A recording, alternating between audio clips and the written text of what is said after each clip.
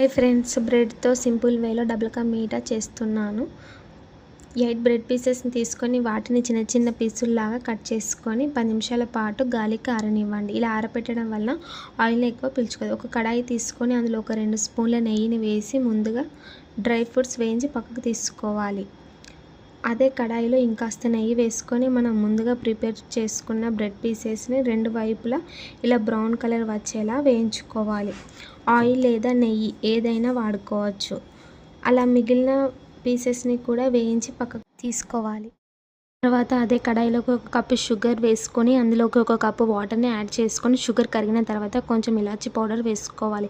లైట్గా పాకం వచ్చిన తర్వాత మనం వేయించి తీసుకున్న బ్రెడ్ పీసెస్ని ఇందులోకి వేసుకొని షుగర్ సిరప్లో బ్రెడ్ ముక్కలు మునిగేలా చూసుకోవాలి. తర్వాత ఒక కప్పు కాచి చల్లార్చిన పాలను వేసుకొని 2 మినిట్స్ కలుపుకోవాలి. మనం ముందుగా వేయించి పక్కకు పెట్టుకున్న డ్రై ఫ్రూట్స్ని వేసుకొని ఒకసారి అంతా కలిపి పక్కకు తీసుకోవాలి.